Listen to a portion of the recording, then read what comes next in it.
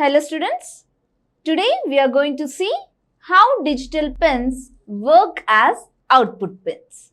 To be able to fully control an LED, you need first to understand how to use digital pins on Arduino.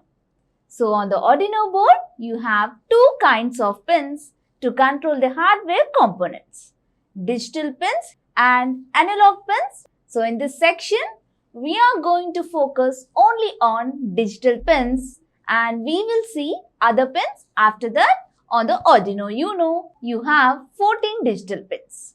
So as you can see here, the pins are represented by a number from 0 to 13 on different Arduino board like Arduino number and layout. You may have a different layout for pins or even a different number of digital things. But if you understand how digital things are working with this Arduino Uno example, then it will be very easy for you to work with any of the Arduino board.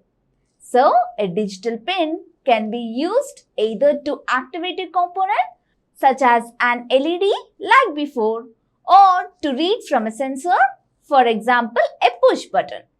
Now, how to work with the digital pins? Let's see. Well, the first thing you need to do is to set a mode for the pin. You can choose either input or output mode. So, in this lesson, because we are working with an entity, we would only focus on the output mode. Okay? And then once the pin is set as an output pin, you can change its state. Further, you have two options, high or low. This is a binary state. I mean that the output will be 5 volts because that is what the Arduino delivers and 0 means 0. So, if you put an LED on digital pin and set pin state to high, the LED will be powered on. Then, if you set the stage to low, the LED will simply be off. Okay?